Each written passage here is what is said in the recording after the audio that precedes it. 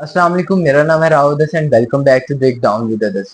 तो ये जैसा कि आप लोगों को पता है कि फ्राइडे 13 जून 2025 को इसराइल ने एक सरप्राइज ऑपरेशन लॉन्च किया जिसका नाम था राइजिंग लॉयन। इससे इसराइल ने ईरान की टॉप मिलिट्री लीडरशिप को खत्म कर दिया, जिसमें 20 से ज्यादा सीनियर मिलिट्री कमांडर्स थे, 6 टॉप न्यूक्लियर साइंटिस्ट थे और 100 से ज्यादा साइट्स को टारगेट बनाया गया, जिसमें न्यूक्लियर फैसिलिटीज और IRGC के कमांड सेंटर्स थे। फिर ईरान ने भी जवाब में बैलिस्टिक मिसाइल्स और ड्रोन के साथ हमला किया और अभी भी ये जंग जारी है।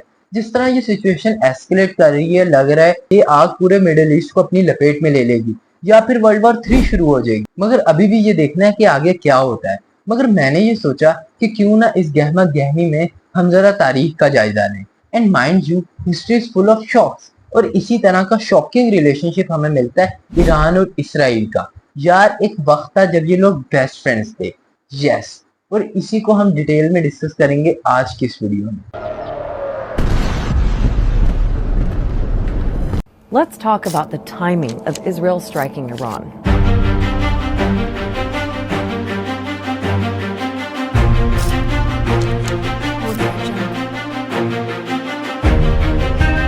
It was one of America's most notorious presidential scandals that was cost Ronald Reagan his presidency.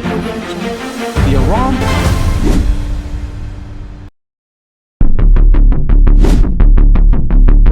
1925 में ईरान में काजर डायनेस्टी का दौर खत्म होता है और एक नए शाह को ताज पहनाया जाता है, रजा खान पहलवी को। और इसके पीछे था ब्रिटिश एम्पायर का स्ट्रेटेजिक एजेंडा, खास तौर पर उनके तेल के मफादात और ट्रेड रूट्स की हिफाजत, जिसके लिए उनको चाहिए था एक सेकुलर और प्रो वेस्ट लीडर। और यहीं से शुरू होती है पहलवी डायनेस्टी, जो सेकुलर भी थी, मॉडर्न भी थी और वेस्ट की पॉलिसी से गहरे तौर पर जुड़ी हुई थी। रजा शाह के बाद उनके बेटे मोहम्मद रजा शाह ने पावर संभाली और ईरान तुर्की के बाद दूसरा मुस्लिम मुल्क बना जिसने इसराइल को एक्सेप्ट किया। मगर ये तुर्की की तरह कोई फॉर्मल एक्सेप्टेंस नहीं थी, बल्कि एक इनफॉर्मल एक्सेप्टेंस थी। उस वक्त के ईरानियन ऑफिशियल ने ये कहा कि ये लव है विदाउट मैरिज कॉन्ट्रैक्ट। अब इससे आप इस रिश्ते की बारीकी समझ सकते हो। इसको समझने के लिए हमें उस वक्त के मिडिल ईस्ट को समझना होगा, क्योंकि सारी अरब कंट्री जो थी वो इसराइल के खिलाफ थी। जो ईरान था वो अरब कंट्री से घिरा हुआ था और वो उनको नाराज नहीं करना चाहता था। और फिर दूसरी बात ये कि जो ईरान की खुद की अवाम थी वो भी इसराइल के बहुत खिलाफ थी। तो इसका नतीजा क्या हुआ? तो इसका नतीजा ये हुआ कि जब 1948 में UN में पार्टीशन प्लान पेश किया गया, जिसमें फलस्तीन और इसराइल को एक सेपरेट स्टेट के तौर पर माना जाना था, तो बाकी अरब कंट्रीज की तरह ईरान ने भी इस फैसले की मजम्मत की। इसमें बहुत ज्यादा इन्फ्लुएंस था ईरान के उलेमा का भी। और इसके मुकाबले में एक फेडरेशन प्लान सजेस्ट किया, जिसमें उन्होंने इसराइल के रहने के राइट को रिकॉग्नाइज किया। ऑक्सफोर्ड यूनिवर्सिटी के एक प्रोफेसर एरिन किंडरस्लैंड ने ये बताया कि ये उस वक्त की ईरानी फॉरेन पॉलिसी का एक टैक्टिक था, क्योंकि जो ईरान था वो वेस्ट को नाराज नहीं करना चाहता था और साथ ही साथ अरब ममालिक के साथ भी बना कर रखना चाहता था। तो इस वजह से उन्होंने ये दरमियान का रास्ता चुना। फिर जब पहली अरब इजरायली वॉर हुई तो ईरान ने अरब के साथ एक सॉलिडेरिटी शो की कि हम आपके साथ हैं, मगर जंग में डायरेक्टली इंटरफेरेंस नहीं की। और मगर फिर जब इसराइल ने जंग जीत ली और UN के पार्टीशन प्लान के खिलाफ जाकर बहुत ज्यादा जमीन अपने अंदर ले ली, तो यहीं से इसराइल और ईरान के ताल्लुकात की शुरुआत होती है। मगर ये कैसी शुरुआत थी? इसकी वजह थी क्योंकि उस वक्त तकरीबन 2000 ईरानी फिलिस्तीन में रहते थे और बहुत ज्यादा ईरानी एसेट्स भी थे जिनको इसराइल ने जंग के दौरान सीज कर लिया था।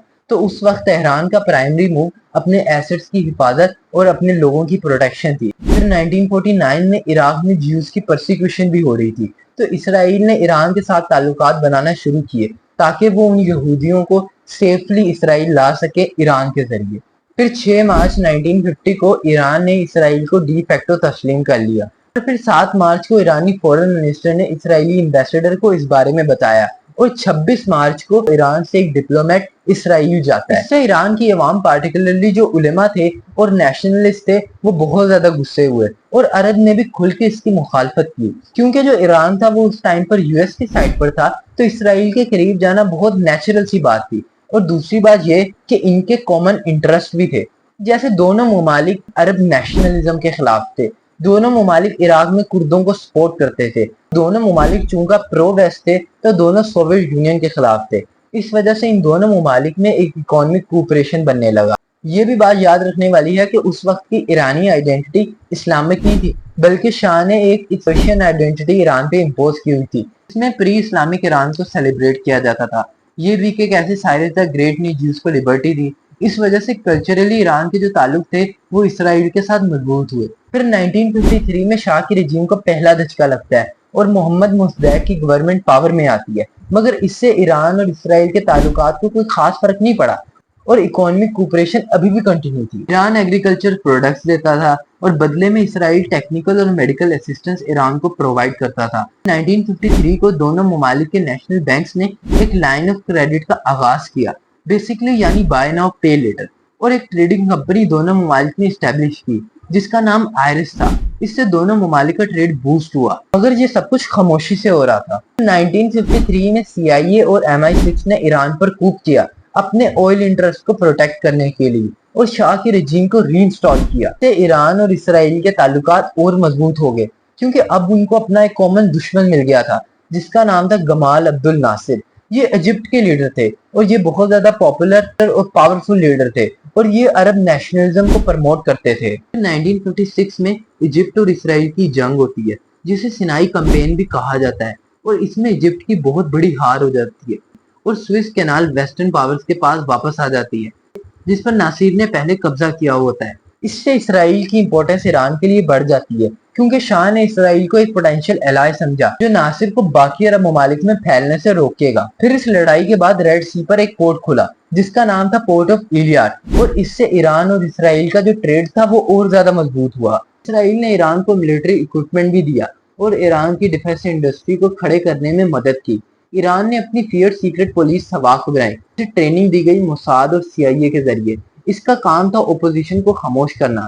تہران میں اسرائیل کا ایک ٹریڈ آفس بھی تھا جو ان آفیشل طریقے سے ایمبیسی کا کام انجام دیتا تھا. اسرائیلی ایکسپرٹس بھی ایران جاتے تھے ایگریکلچر اور واٹر سسٹم کو اپ گریڈ کرنے اور ایرانین اسٹوڈنٹس بھی مختلف فیلڈ میں ٹریننگ کے لیے اس ٹائم اسرائیل جاتے تھے. 1967 میں عبد الناصر بہت زیادہ کمزور ہو گئے تھے اور اب شاہ تھوڑا سا ریلیکس ہو گیا تھا. بہت سکون سے اسرائیل کے ساتھ ڈپلومیسی ہو رہی تھی مگر اس پورے دور میں اینٹی اسرائیل ایٹیٹیوڈ ختم نہیں ہوا اور پھر شاہ کی رجیم کو بھی ایز این آؤٹ سائڈر دیکھا جاتا تھا. پھر اس کے اتھارٹیرین رول اور اس کے اپوزیشن پر سخت کریک ڈاؤن کی وجہ سے پورا ایران اس سے پریشان تھا.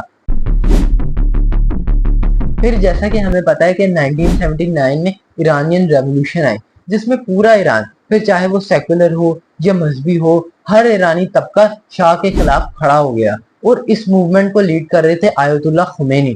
یوں ایران میں شاہ کا دور ختم ہوتا ہے اور ایران اب ایک اسلامک اسٹیٹ کے روپ میں ابھرتا ہے. یہیں سے ایران کی فورن پالیسی اسرائیل کے لیے 180 ڈگری گھوم جاتی ہے اور جو اسرائیلی ایمبیسی تھی تہران میں اس کو بھی فلسطین کے حوالے کر دیا جاتا ہے. مگر یہاں پر ایک مزیدار ٹوسٹ آتا ہے کہ ایک طرف تو خمینی اسرائیل کو اپنا جانی دشمن کہہ رہے تھے اور دوسری طرف عراق سے جنگ کے دوران انہوں نے امریکہ سے ہتھیار خریدے اور کس کے ذریعے خریدے؟ اسرائیل کے ذریعے تاکہ وہ عراق سے لڑے اور امریکہ نے عراق میں صدام حسین کو سپورٹ کیا تاکہ وہ ایران کو مارے. اب آپ کہو کہ یہ کیا ہو گیا مگر یہی پیچیدہ پولیٹکس اس ٹائم پر US کھیل رہا تھا اور جو پیسہ ایران کو ہتھیار بیچ کے آتا تھا اس سے امریکہ نے نکارگوا میں کونٹرا ریبلز کو سپورٹ کیا اور اسی کو ہم کہتے ہیں فیمس ایران کونٹرا سکینڈل.